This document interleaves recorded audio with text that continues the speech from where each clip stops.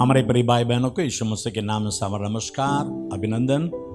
और आज के बाइबल वाचन के लिए आप सबों को स्वागत करते हैं। चलिए प्रार्थना करेंगे। प्यारा पिता परमेश्वर, धन्यवाद देते प्रभु।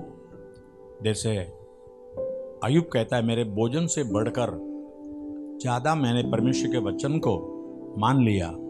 हाँ प्रभु, वैसे हम भी परमेश्वर के वचन को ज़्यादा मान सम्मान देकर उसे अपने मन में लेने, विश्वास करने मदद कर। यीशु मसीह के नाम से मांगते पिता, आमीन आमीन।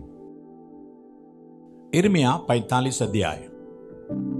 ओशिया के पुत्र यहूदा के राजा यहोयाकीम के राज्य के 4 वर्ष में, जब नेरिया का पुत्र बारूक यिर्मयाह भविष्यद्वक्ता से भविष्यवाणी के ये वचन सुनकर पुस्तक में लिख चुका था, तब उसने उससे यह वचन कहा कि इज़राइल का परमेश्वर यहोवा तुझसे यूं कहता है, हे बारूक, तूने कहा हाय मुझ पर, क्योंकि यहोवा ने मुझे दुख पर दुख दिया है।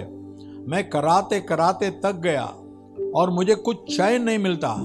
तू यूं कह, यहोवा यूं कहता है कि देख, इस सारे देश को जिससे मैंने बनाया था उसे मैं आप ढा दूंगा, और जिनको मैंने रोपा था उन्हें स्वयं उखाड़ फेंकूंगा।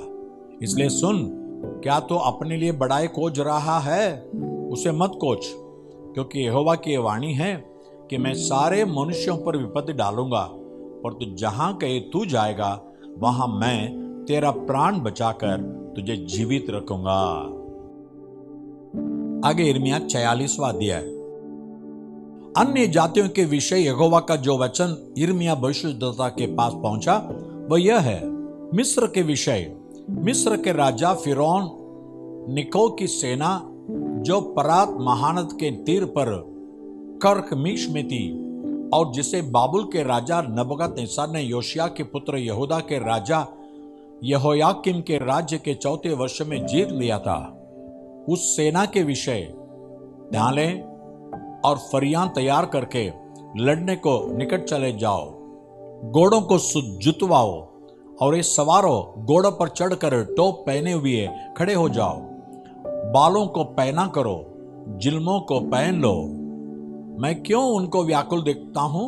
वे विस्मित होकर पीछे हट गए, उनके शूरवीर गिराए गए और उतावले करके भाग गए। वे पीछे देखते भी नहीं, क्योंकि यहोवा की यह वाणी है कि चारों ओर भय ही भय है। न वेग चलने वाला भागने पाएगा और न वीर बचने पाएगा, क्योंकि उत्तर दिशा में परात महानद के तीर पर वे सब ठोकर खाकर गिर पड़े। यह कौन है जो नील नदी की नाई, जिसका जल महानदों का सा उछलता है, बड़ा चला आता है? मिस्र नील नदी की नाई बढ़ता है, उसका जल महानदों का सा उछलता है। वह कहता है, मैं चढ़कर पृथ्वी को भर दूंगा, मैं नगरों को उनके निवासियों समेत नाश कर दूंगा। हे मिस्री सवारों, आगे बढ़ो। हे रथियों, बहुत ही वेग से चलाओ।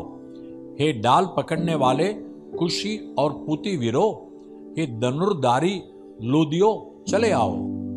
क्योंकि वह दिन सेनाओं के यहोवा प्रभु के बदला लेने का दिन होगा, जिसमें वह अपने द्रोहियों से बदला लेगा। सो तलवार खाकर तृप्त होगी और उनका लहू पीकर चक जाएगी, क्योंकि उत्तर के देश में परात महानद के तीर पर सेनाओं के यहोवा प्रभु का यज्ञ है। हे मिस्र की कुमारी कन्या, गिलाद को जाकर बलसान औषधि ले। तो व्यर्थ ही बहुत इलाज करती है, तो चंगी नहीं होगी, क्योंकि सब जाति के लोगों ने सुना है कि तू नीच हो गई और पृथ्वी तेरी चिल्लाहट से भर गई है। वीर से वीर ठोकर खाकर गिर पड़े, वे दोनों एक संग गिर गए हैं। यहोवा ने यिर्मयाह भविष्यद्वक्ता से यह वचन भी कहा है कि बाबुल का राजा नबूकदनेस्सर क्यों कर आकर मिस्र देश को मार लेगा। मिस्र में वर्णन करो और मिग्दोल में सुनाओ, हाँ, और नोप और तहपनेस में सुनाकर यह कहो कि खड़े होकर तैयार हो जाओ, क्योंकि तुम्हारे चारों ओर सब कुछ तलवार खा गई है। तेरे बलवंत जन क्यों बिलाए गए हैं? वे इस कारण खड़े न रह सके, क्योंकि यहोवा ने उन्हें ढकेल दिया। उसने बहुतों को ठोकर खिलाई, वे एक दूसरे पर गिर पड़े और वे कहने लगे, उठो चलो, हम अंधेर करने वाले की तलवार के डर के मारे अपने अपने लोगों और अपनी अपनी जन्मभूमि में फिर लौट जाएं। वहां वे पुकार के कहते हैं, मिस्र का राजा फिरौन सत्यानाश हुआ, क्योंकि उसने अपना बहुमूल्य अवसर खो दिया। वह राजाधिराज जिसका नाम सेनाओं का यहोवा है, उसकी यह वाणी है कि मेरे जीवन की सौगंध, जैसा ताबोर अन्य पहाड़ों में और जैसा कमल समुद्र के किनारे हैं, वैसा ही वह आएगा। हे मिस्र की रहने वाली पुत्री, बंधुआई में जाने का सामान तैयार कर, क्योंकि नोप नगर उजाड़ और ऐसा भस्म हो जाएगा कि उसमें कोई भी न रहेगा। मिस्र बहुत ही सुंदर बच्चिया तो है, पर तो उत्तर दिशा से नाश चला आता है, वह आ ही गया है। उसके जो सिपाही किराए पर आए हैं, वह पोसे हुए बछड़ों के समान है। उन्होंने मुंह मोड़ा और एक संग भाग गए। वे खड़े नहीं रहे, क्योंकि उनकी विपत्ति का दिन और दंड पाने का समय आ गया। उसकी आहट सर्प के भागने की सी होगी, क्योंकि वे वृक्षों के काटने वालों की सेना और कुल्हाड़ियों लिए हुए उसके विरुद्ध चढ़ आएंगे। यहोवा की वाणी है कि चाहे उसका वन बहुत ही घना हो, परंतु वे उसको काट डालेंगे, क्योंकि वे टिड्डियों से भी अधिक अनगिनत है। मिस्री कन्या लज्जित होगी, वह उत्तर दिशा के लोगों के वश में कर दी जाएगी। इज़राइल का परमेश्वर सेनाओं का यहोवा यह कहता है कि देखो, मैं नगरवासी अमोन और फिरौन राजा और मिस्र को उसके सब देवताओं और राजाओं समेत और फिरौन को उन समेत जो उस पर भरोसा रखते हैं दंड देने पर हूं। मैं उनको बाबुल के राजा नबूकदनेस्सर और उसके कर्मचारियों के वश में कर दूंगा, जो उनके प्राण के खोजी हैं। उसके बाद वह प्राचीन काल की नाई फिर बसाया जाएगा। यहोवा की यह वाणी है। पर तो हे मेरे दास याकूब, तू मत डर, और हे इज़राइल विस्मित हो, क्योंकि मैं तुझे और तेरे वंश को बंधुआई के दूर देश से छुड़ा ले आऊंगा। याकूब लौटकर चैन और सुख से रहेगा और कोई उसे डराने न पाएगा। हे मेरे दास याकूब, यहोवा की वाणी है कि तू मत डर, क्योंकि मैं तेरे साथ हूं। और यद्यपि मैं उन सब जातियों का अंत कर डालूंगा जिनमें मैंने तुझे बरबस निकाल दिया है, तो भी तेरा अंत न करूंगा। मैं तेरी ताड़ना विचार करके करूंगा, पर तो तुझे किसी प्रकार से निर्दोष न ठहराऊंगा। एहेजकेल 23 अध्याय। यहोवा का यह वचन मेरे पास पहुंचा, हे मनुष्य के संतान, दो स्त्रियां थी जो एक ही मां की बेटी थी। वे अपने बचपन ही में वेश्या का काम मिस्र में करने लगी। उनकी छातियां कुंवारपन में पहले वहीं मीजी गई और उनका मर्दन भी हुआ। उन लड़कियों में से बड़ी का नाम ओहोला और उसकी बहन का नाम ओहोलिबा था। वे मेरी हो गई और उनके पुत्र पुत्रियां उत्पन्न हुए। उनके नामों में से ओहोला तो शोमरान और ओहोलिबा यरूशलेम है। ओहोला जब मेरी थी, तभी व्यभिचारिणी होकर अपने मित्रों पर मोहित होने लगी, जो उसके पड़ोसी अश्शूरी थे। वे तो सबके सब नीले वस्त्र पहनने वाले मन भावने जवान, अधिपति और प्रधान थे और घोड़ों पर सवार थे। सो उसने उन्हीं के साथ व्यभिचार किया जो सब के सब सर्वोत्तम अश्शूरी थे। और जिस किसी पर वह मोहित हुई, उसी के मूर्तों से वह अशुद्ध हुई। जो व्यभिचार उसने मिस्र में सीखा था, उसको भी उसने न छोड़ा, क्योंकि बचपन में मनुष्य ने उसके साथ कुकर्म किया और उसकी छातियां मीजी और तन मन से उसके साथ व्यभिचार किया गया था। इस कारण मैंने उसको उन्हीं अश्शूरी मित्रों के हाथ कर दिया जिन पर वह मोहित हुई थी। उन्होंने उसको नंगी किया, उसके पुत्र पुत्रियां छीनकर उसको तलवार से घात किया। इस प्रकार उनके हाथ से दंड पाकर वह स्त्रियों में प्रसिद्ध हो गई। उसकी बहन ओहोलिबा ने यह देखा, तो भी वह मोहित होकर व्यभिचार करने में अपनी बहन से भी अधिक बढ़ गई।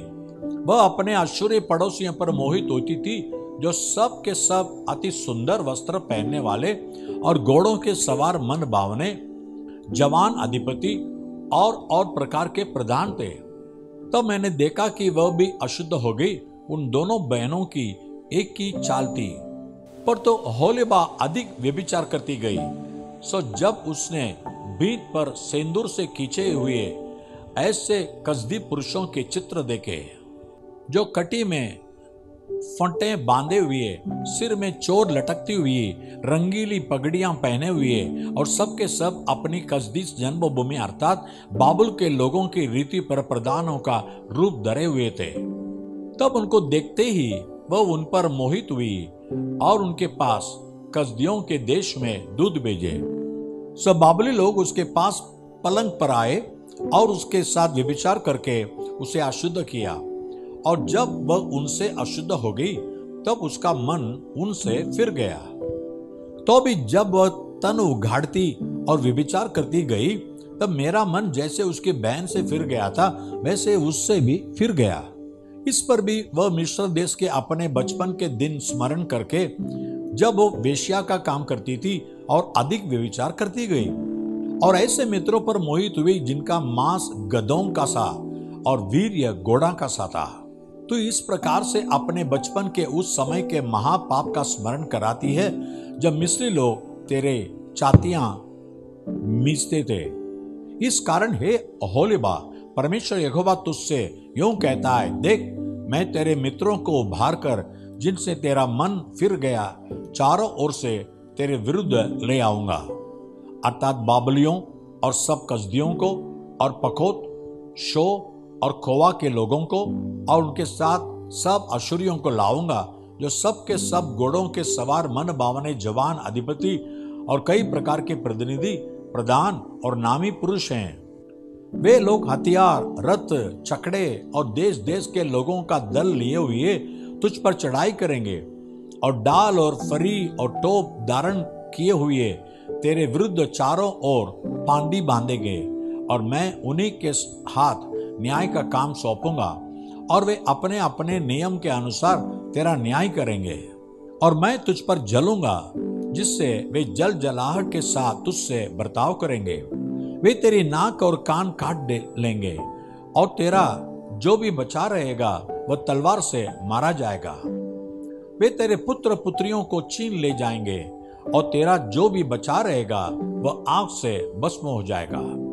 वे तेरे वस्त्र भी उतार कर तेरे सुंदर सुंदर गहने छीन ले जाएंगे।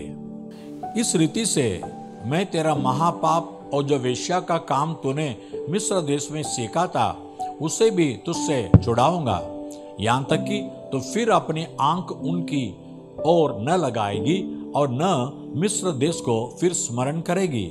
क्योंकि प्रभु यहोवा तुझसे यूं कहता है, देख मैं तुझे उन हाथ सौंपूंगा जिनसे तू बैर रखती है और जिनसे तेरा मन फिर गया है, और वे तुझसे बैर के साथ बर्ताव करेंगे और तेरी सारी कमाई को उठा लेंगे और तुझे नंगा करके छोड़ देंगे, और तेरे तन के उगाड़े जाने से तेरा व्यभिचार और महापाप प्रकट हो जाएगा। ये काम तुझसे इस कारण किए जाएंगे क्योंकि तू अन्य जातियों के पीछे व्यभिचारने की नाई हो गई और उनकी मूर्तें पूछकर अशुद्ध हो गई है। तो अपनी बहन की लीक पर चली है, इस कारण मैं तेरे हाथ में उसका सा कटोरा दूंगा। प्रभु यहोवा यूं कहता है, अपनी बहन के कटोरे से तुझे पीना पड़ेगा, जो गहरा और चौड़ा है, तो हंसी और टट्ठों में उड़ाई जाएगी, क्योंकि उस कटोरे में बहुत कुछ समाता है। तो मतवालेपन और दुख से छक जाएगी, तो अपनी बहन शोमरान के कटोरे को अर्थात विस्मय और उजाड़ को पीकर छक जाएगी। उसमें से तो गार गार कर पिएगी और उसके टिकरों को भी चबाएगी और अपनी छातियां घायल करेगी, क्योंकि मैं ही ने ऐसा कहा है, प्रभु यहोवा की यही वाणी है। तूने जो मुझे बुला दिया है और अपना मुंह मुझसे फेर लिया है, इसलिए तो आप ही अपने महापाप और व्यभिचार का भार उठा। परमेश्वर यहोवा का यही वचन है। यहोवा ने मुझसे कहा, हे मनुष्य के संतान, क्या तो ओहोला और ओहोलीबा का न्याय करेगा? तो फिर उनके घिनौने काम उन्हें जता दे, क्योंकि उन्होंने व्यभिचार किया है और उनके हाथों में खून लगा है। उन्होंने अपनी मूर्तों के साथ व्यभिचार किया और अपने लड़के बाले जो मुझसे उत्पन्न हुए थे उन मूर्तों के आगे भस्म होने के लिए चढ़ाए हैं। फिर उन्होंने मुझसे ऐसा बर्ताव भी किया कि उसी के साथ मेरे पवित्र स्थान को भी अशुद्ध किया और मेरे विश्राम दिनों को अपवित्र किया है। वे अपने लड़के बाले अपनी मूर्तों के सामने बलि चढ़ाकर उसी दिन मेरा पवित्र स्थान अपवित्र करने को उसमें घुसी। देख, उन्होंने इस बांदी का काम मेरे भवन के भीतर किया है। और उन्होंने दूर से पुरुषों को बुलवा भेजा और वे चले भी आए। उनके लिए तो नहा दो, आंखों में अंजन लगा, गहने पहनकर सुंदर पलंग पर बैठी रही और तेरे सामने एक मेज बिछी हुई थी जिस पर तूने मेरा धूप और मेरा तेल रखा था। तब उसके साथ निश्चिंत लोगों की भीड़ का कोलाहल सुन पड़ा और उन साधारण लोगों के पास जंगल से बुलाए गए पियक्कड़ लोग भी थे। उन्होंने उन दोनों बहनों के हाथों में चूड़ियां पहनाई और उनके सिरों पर शोभायमान मुकुट रखे।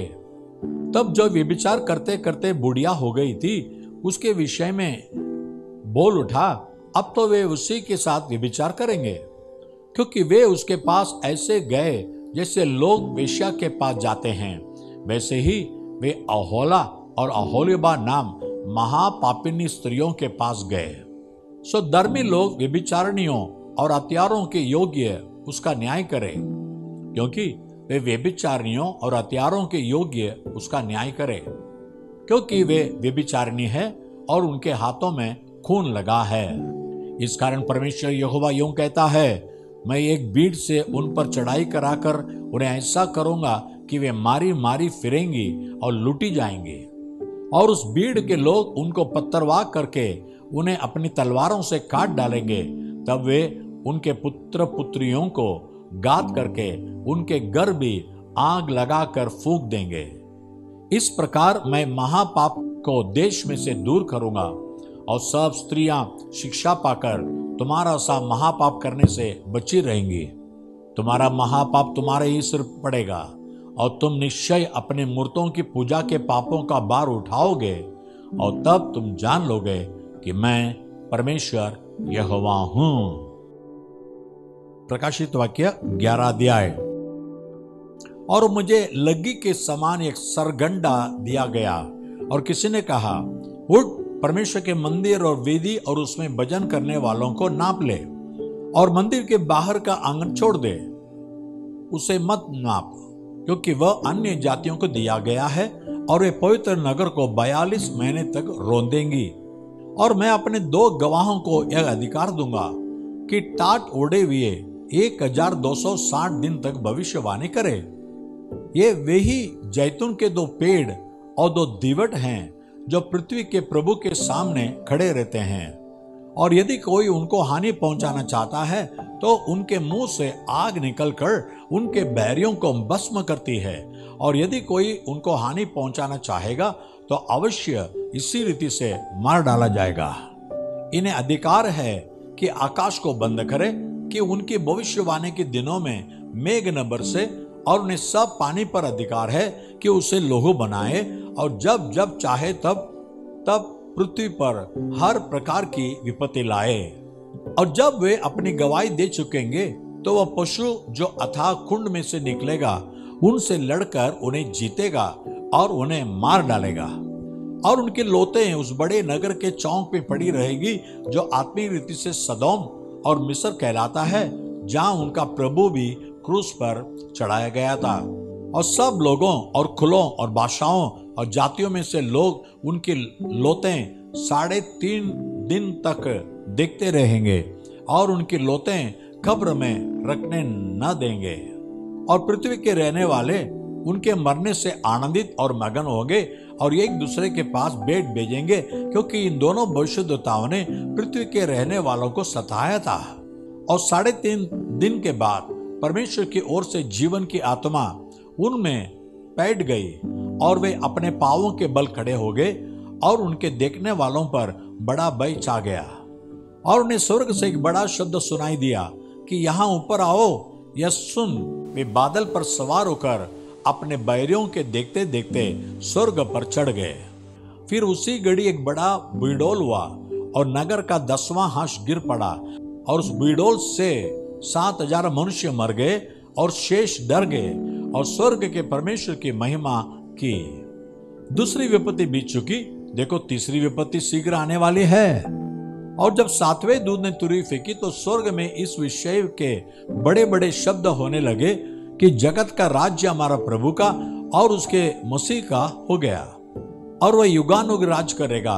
और 2400 प्राचीन जो परमेश्वर के सामने अपने अपने सिंहासन पर बैठे थे, मुंह के बल गिरकर परमेश्वर को दंडवत करके यह कहने लगे कि ये सर्वशक्तिमान प्रभु परमेश्वर जो है और जो था, हम तेरा धन्यवाद करते हैं कि तू अपने बड़ी सामर्थ्य काम में लाकर राज्य किया है।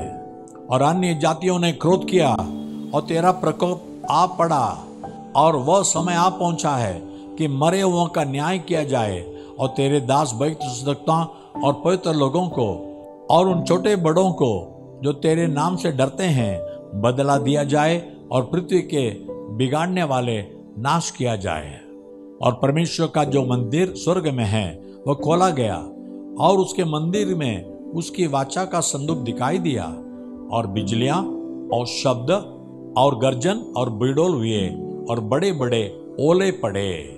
आइए प्रार्थना करेंगे। प्यारे पिता परमेश्वर, धन्यवाद देते हैं हम प्रकाशित वाक्य में ये दुनिया में आने वाले परमेश्वर के बड़ा क्रोध और बड़े बड़े आपत्ति कई रूप से आती है प्रभु, लेकिन जो यीशु मसीह को अपना प्रभु मानकर जो माथे में उसका चिन्ह ले लेता है उसके पर कोई आपत्ति नहीं आती, संकट नहीं आती।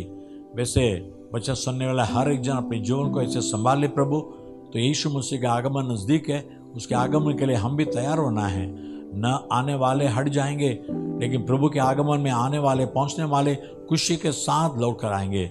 वैसे भाग्यता के लिए हमें भी तैयार के साथ और यीशु के आगमन के तैयार के साथ हमेशा रख ले। आमीन और आमीन। God bless you. प्रभु आपको आशीष करे। आमीन।